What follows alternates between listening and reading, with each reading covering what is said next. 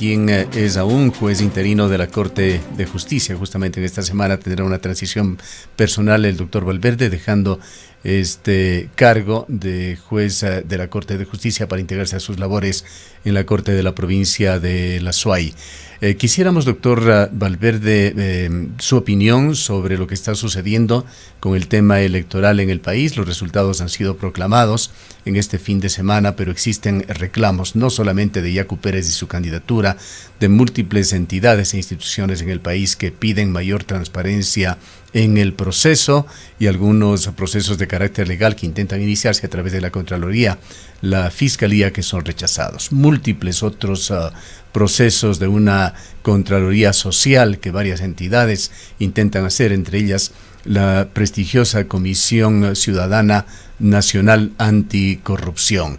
Acabamos de dialogar con el ingeniero Jorge Arris, quien fue delegado en la provincia de La Suay del Consejo Nacional Electoral, y él ha hablado de una oscura composición del CNE que se habría dispuesto hace algún tiempo para privilegiar los intereses de una corriente política. Esto es lo que nos ha dicho de forma muy clara, y diríamos que para el momento dramática, el economista Arris. La pregunta con la cual quisiéramos iniciar este diálogo con usted, doctor Valverde, es si es que el CNE es una entidad supralegal, inmune a cualquier tipo de fiscalización, auditoría o contraloría en el marco de un proceso electoral.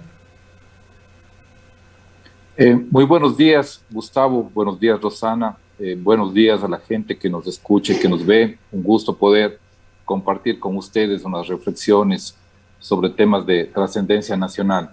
El Código de la Democracia tiene algunos resguardos para quienes lo integran, para quienes integran el Consejo Nacional Electoral y sobre el proceso electoral, indudablemente direccionados a que se garantice la no interrupción del proceso electoral. Yo creo que todos estamos claros y conscientes que una vez que se inicia un proceso electoral, es necesario poner ciertos escudos para que este proceso tenga un normal desarrollo.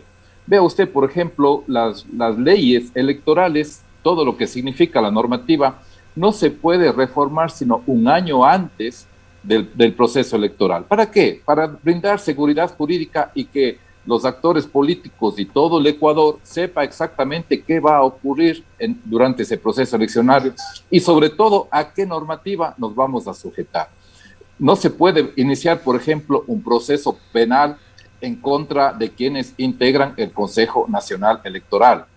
El proceso eleccionario no puede tener ningún tipo de interrupción por parte de ninguna persona de este país ni de fuera. Es decir, hay una independencia interna y externa que impediría que el proceso electoral tenga interrupciones. Pero esto, digo, está dentro de la lógica para garantizar que el proceso se desarrolle en forma normal y conforme al agendamiento y a la planificación que el organismo respectivo haya hecho. Pero eso no significa que, por ejemplo, no se pueda iniciar una investigación frente a una denuncia que ha sido presentada. Es decir, tenemos que estar claros que la investigación previa no significa un proceso penal. Y incluso la Fiscalía hizo una consulta a la Corte Nacional de Justicia en el sentido de si podía o no iniciar este tipo de investigaciones frente a los posibles escenarios de las denuncias que se presentaba. Entonces, lo que ha hecho la Fiscalía es actuar conforme el ordenamiento jurídico ecuatoriano, es decir, recabar una serie de, sobre todo, creo yo, unas pericias tecnológicas respecto al sistema informático de todo el proceso eleccionario, pero eso no significa que esté interviniendo. ¿Y por qué? Nosotros también tenemos que ver en el tema del tiempo. ¿Por qué es necesario hacerlo ahora? Porque lo que se quiere es tener la información que ahora está en el sistema informático del Consejo Nacional Electoral, porque después es obvio una situación cautelar, lo que persigue precisamente es tener toda la información en este momento para luego continuar las investigaciones. Igualmente, de parte de la Contraloría, me parece que ellos son los que supervigilan el uso de los fondos públicos y en este caso, por ejemplo, frente a una situación de cómo estaba manejando el sistema informático, han recabado información y sobre todo, creo yo, para comprobar cómo se cumplió una serie de recomendaciones que ha hecho antes la Contraloría. Pero lo que no puede indudablemente admitir el Consejo Nacional Electoral es una intromisión que cambie el calendario y que signifique alguna situación fuerte respecto al proceso eleccionario. Lo otro, recordemos siempre que cuando hablamos de normativa del derecho, estamos hablando de que los organismos públicos tienen determinadas competencias y mientras la ejerzan de conformidad con la Constitución y la ley, aquellas competencias están llamados, incluso es una obligación que lo hagan. Y por eso digo que en el tema de la investigación, de la investigación previa que se ha iniciado por parte de Fiscalía, es una respuesta a una denuncia que ha sido presentada por actores políticos y ciudadanos que consideran que podría existir una afectación en los derechos de ellos. Doctor Valverde, muy buenos días. Deberíamos entender que cualquier efecto de estas intervenciones o de estas investigaciones, de estos procesos, tanto de Contraloría como de Fiscalía, tendrán alguna incidencia cuando concluya el proceso electoral. La pregunta es si luego de aquello, dependiendo de lo que se encuentre, de lo que se investigue, de estos resultados, podrían haber efectos que lleguen, por ejemplo, a nulitar lo actuado por el Consejo Nacional Electoral y que de alguna manera pueda influir en los resultados o en las nuevas autoridades a futuro. Claro que sí, porque recuerde usted, Rosana, que de la investigación Fiscalía va a tener datos y indudablemente si es que después hay un tema que podría formular cargos en contra de determinadas personas, indudablemente se va a iniciar procesos penales una vez que termine el proceso electoral. Y lo que usted dice, el Código de la Democracia establece las situaciones frente a ya temas finales donde se demuestren responsabilidades y los resultados que se podría provocar. Lo que pasa es que, como dije antes, lo que se trata de resguardar es que este proceso se desarrolle en forma normal y conforme lo planificado. Pero eso no significaría, y sería un absurdo también creer que todo funcionario público que tiene responsabilidad penal, civil y administrativa tendría una especie de escudo durante un proceso eleccionario que le eximiría de cualquier tipo de responsabilidad. No es eso. No es que hay una amnistía durante el proceso electoral para que los funcionarios puedan hacer cualquier tipo de acción. La responsabilidad, que digo, está en la Constitución de la República y en la normativa secundaria respecto a que todo funcionario público tenemos responsabilidad penal, civil y administrativa, se mantiene, está vigente.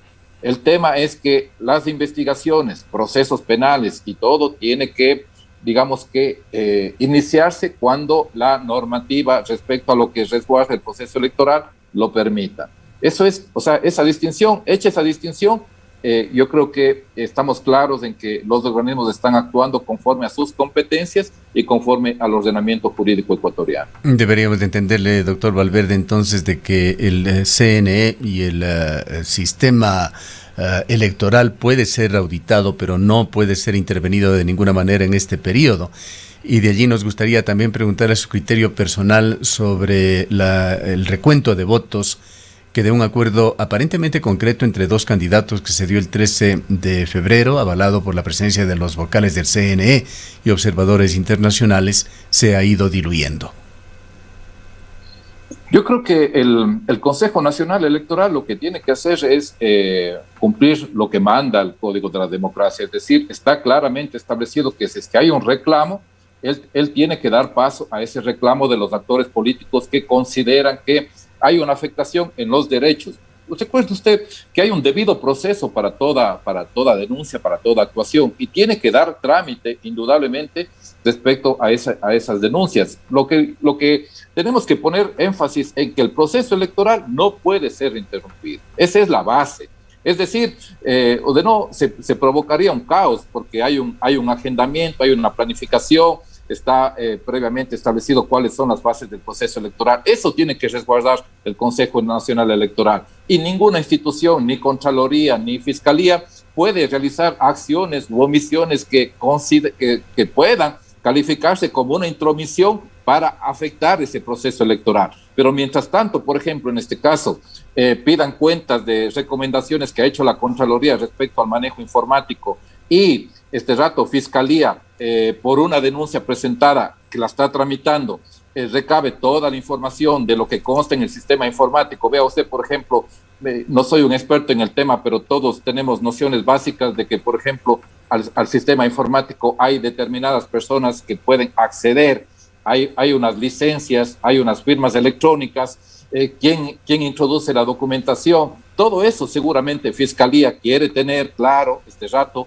cómo está la información, quién la introdujo, quiénes eran los que estaban facultados para introducir la información, y de esta forma tener ya esa información inamovible este momento, y luego hará las investigaciones que correspondan. Yo creo que en un Estado democrático, en un Estado constitucional de derechos y justicia, lo menos que podemos esperar los ecuatorianos es que frente a un reclamo que haga un ciudadano, tenga una respuesta oportuna por parte del organismo respectivo, porque se está argumentando que hay una afectación de los derechos y se está pidiendo un reconteo. La ciudadanía vio con mucho gusto ese encuentro de los candidatos y ese acuerdo que llevaron en un principio. Yo creo que esa es una forma de hacer política, dialogando y consensuando situaciones que se creían afectaban a los dos ciudadanos, y lo que querían era dar transparencia a ese proceso. Lastimosamente ese acuerdo luego tuvo se diluyó en el tiempo, no se llegó a materializar, pero sin embargo, si es que hay una denuncia puntual sobre el reconteo, yo creo que el Consejo Nacional Electoral lo que tiene que dar el paso. Recuerden ustedes que todo funcionario público tenemos derechos y obligaciones. Siempre se la tiene que ver desde ese doble punto de vista. Entonces, indudablemente, frente a una denuncia, hay que dar paso a esa denuncia. Otra cosa es que ya durante la tramitación del debido proceso se llegue a verificar o no con las pruebas y todo lo que aporten los sujetos que van a intervenir en esos procedimientos administrativos, si es que logran demostrar las acusaciones que están haciendo respecto al posible fraude que pueda haber existido en este proceso eleccionario durante la primera vuelta, y parecería ser que el reclamo es únicamente sobre los candidatos a la presidencia de la República. Doctor Valverde, ¿era posible viabilizar en el contexto del Código de la Democracia, de la norma electoral, este acuerdo, esta solicitud de apertura de urnas, de recuento de votos al que se llegó en ese momento y al que usted acaba de hacer referencia en ese encuentro entre Yacu Pérez y Guillermo Lasso? Mucho se dijo que podría incurrir el Consejo Electoral, los miembros del Consejo Electoral, sus vocales, en ilegalidades si se daba paso. Sin embargo, los propios consejeros, tuvimos un diálogo con Luis Verde Soto aquí, decía que se trataba de un asunto supralegal y que era totalmente viable y que lo único que se requería era voluntad política. Yo coincido con eso. Yo creo que ahora gráficamente voy a referirme cuál es la actitud de la ciudadanía, no del Ecuador, de todo el mundo. Gráficamente es que todo edificio público deberíamos verlo como algo completamente transparente, es decir, como que si no solo existiera vidrios. Es decir, mientras más transparencia exista, mejor aseguramiento del cumplimiento de los derechos de la ciudadanía. Nosotros debemos de estar claros que los temas de opacidad no nos interesa a nadie. Cuando hay sistemas donde que se trata de ocultar algo, indudablemente todo el mundo empieza a pensar, como no debería ser de otra forma, ¿por qué se quiere ocultar? Yo creo que el Consejo Nacional Electoral sí podía materializar ese acuerdo. Recuerde usted que cuando ellos se sentaron a conversar, pudieron haber planificado acciones inmediatas para precisamente poder materializar ese acuerdo. Yo creo que ahí hay un poco no solo de falta de voluntad política, sino también de una estrategia para materializar aquel acuerdo. Pudieron haber dicho que ellos nominen a las personas que ya se iban a sentar y hacer ese reconteo, ¿no? Por ejemplo, ya a ponerla a trabajar en la provincia del Guayas y hacerlo en forma inmediata. Yo creo que eso es un tema de que la gente que está trabajando en el Consejo Nacional Electoral podía ejecutarlo. Una vez que ya pasó, indudablemente ya se requiere este momento la denuncia, se requiere la actuación de pruebas, se requiere ya una serie de actuaciones de parte de las personas interesadas, porque precisamente el Consejo Nacional Electoral, un poco como decimos los abogados, no quiso actuar de oficio. Dijo, como ya no se materializó este acuerdo, yo no quiero actuar de oficio, y como digo, sí lo pudieron haber realizado. Creo que eso daba una mejor imagen ante la ciudadanía. El colega suyo, el doctor Jorge Moreno, hace muy pocos días, perdone, el colega suyo, el doctor Jorge Moreno, hace muy pocos días citó por lo menos 5 artículos del Código de la Democracia que permitían al Consejo Nacional Electoral realizar estos chequeos, estas revisiones, este recuento en definitiva. Entre ellos el artículo 141, que señala que el Consejo podrá disponer que se realicen las verificaciones o comprobaciones que estime necesaria. Este artículo es para la fase previa a la proclamación de resultados, que como usted señala, ya no se lo hizo. Ahora, Yacu Pérez ha señalado que va a presentar su reclamo ante el Tribunal Contencioso Electoral. ¿El Tribunal Contencioso Electoral puede de alguna manera decidir que este recuento se realice? Pero claro, o sea, ahí Yacu Pérez va a acudir a la justicia electoral. Es decir, si usted considera que la parte administrativa no le dio una respuesta a sus requerimientos y planteamientos, usted ya va a la parte de la justicia constitucional, justicia electoral, e indudablemente va a acudir donde los jueces para que los jueces den trámite a la denuncia que usted está presentando.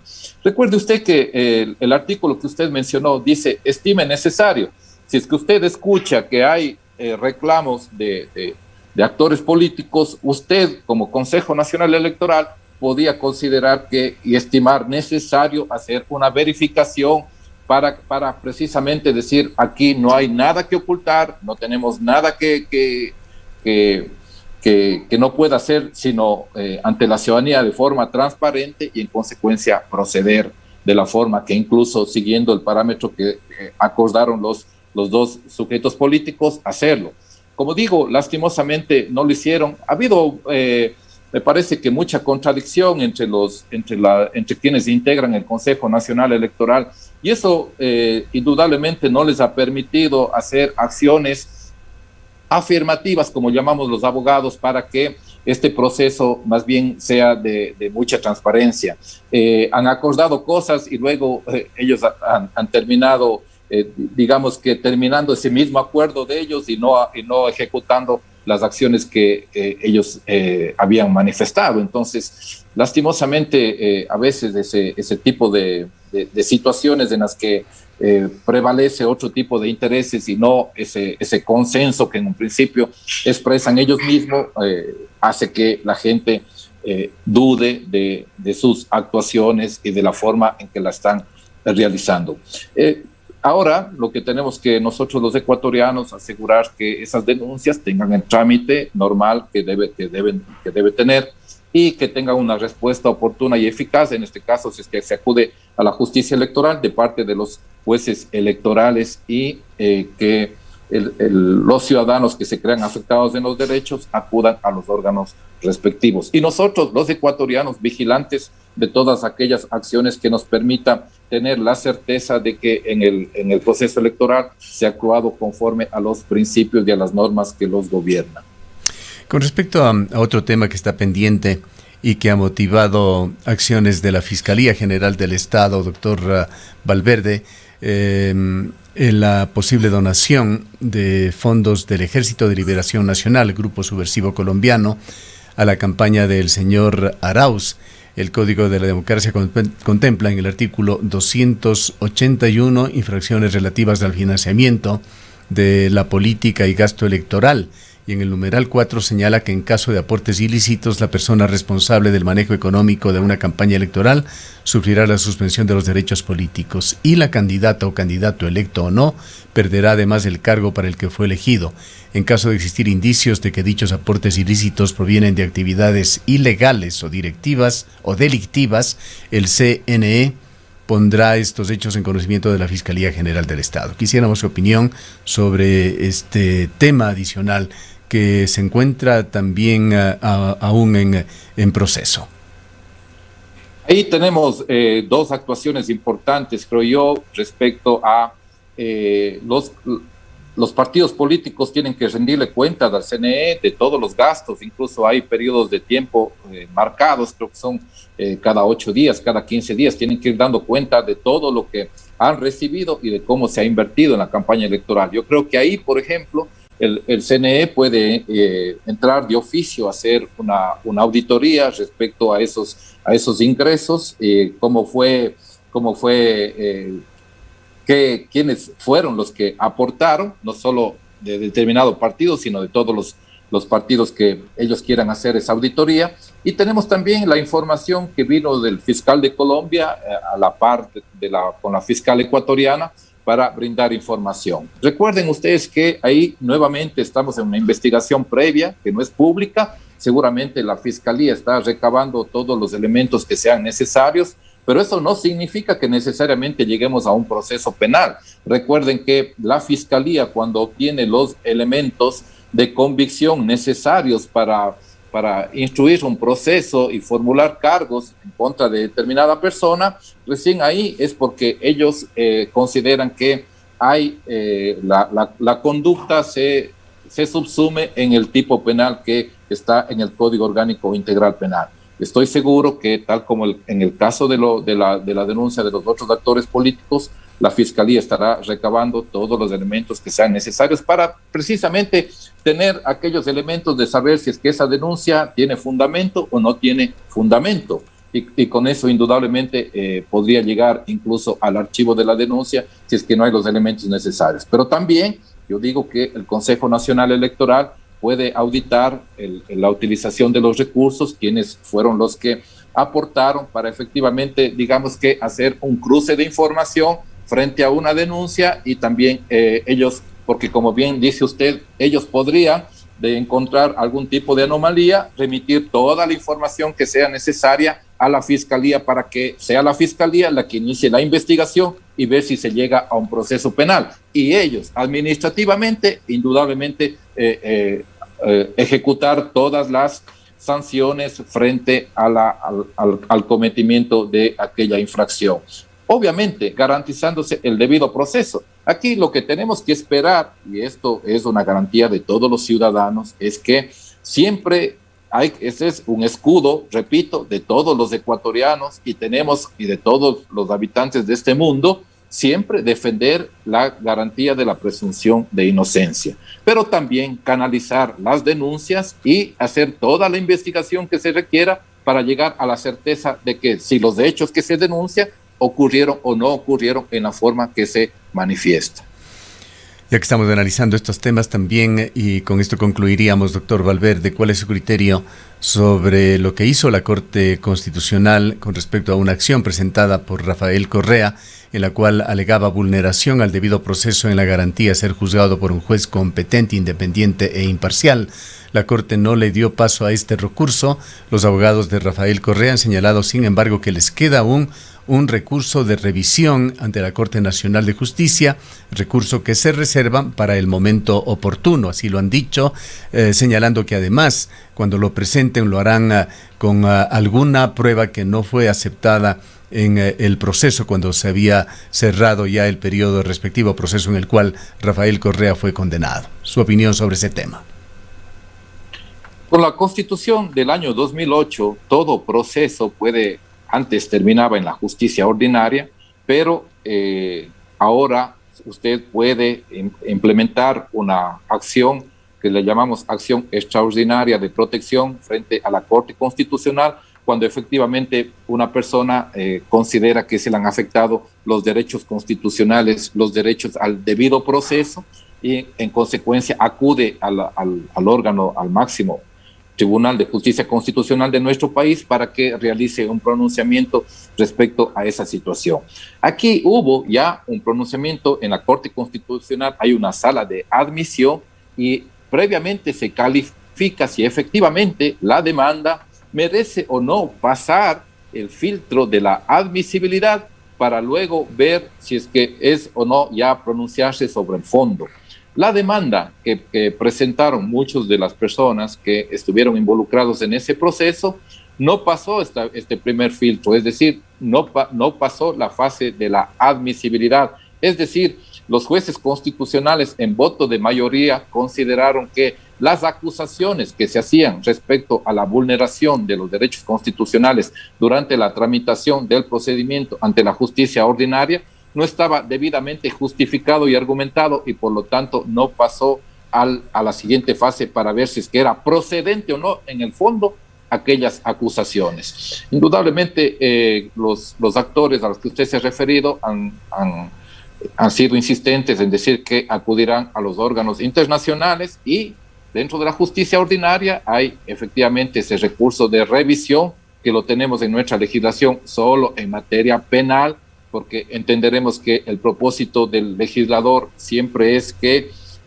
frente a algún tipo de injusticia no debería haber el tiempo para poder remediarlo, pero establece las causas por las que usted puede formular un recurso de revisión, están taxativamente señalados en el Código Orgánico Integral Penal, y una de ellas es precisamente que usted pueda aportar un elemento probatorio que sea lo suficientemente contundente para cambiar la decisión a la que llegó. O sea, aquel típico ejemplo, por ejemplo, se pone de que alguien se le sancionó por una muerte y luego esa persona no estaba muerta, y se puede demostrar que efectivamente hubo algún problema ahí, alguna situación en la que efectivamente se estaría cometiendo una injusticia.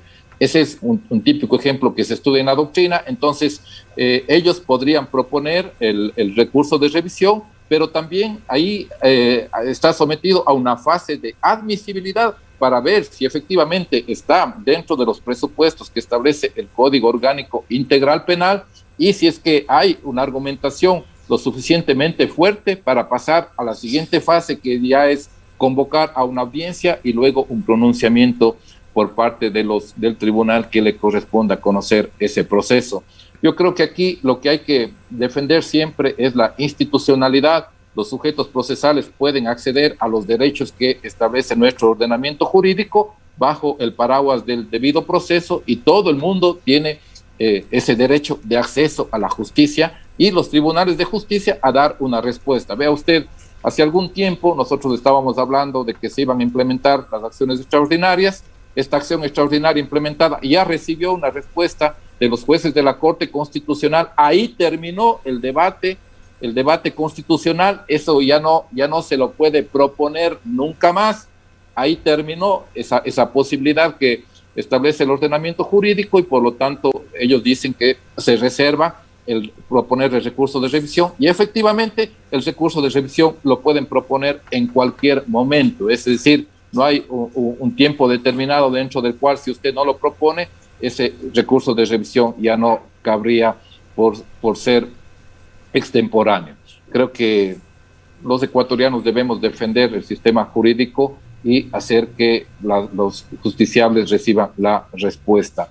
Como se dijo al inicio de la entrevista, yo he terminado mi gestión en la Corte Nacional de Justicia. Ha sido una experiencia profesional invaluable, enriquecedora en lo personal, en lo profesional. Haber estado en el máximo órgano de la Administración de Justicia Ordinaria de mi país fortalece esta carrera judicial que la llevo por muchos años, y en esta semana, a mediados de semana, me integraré ya a la Sala de lo Civil de la Corte Provincial de Justicia de la SUAY para seguir prestando mis servicios como juez de este país ya en materia civil. Muchas gracias, doctor Valverde, por habernos atendido.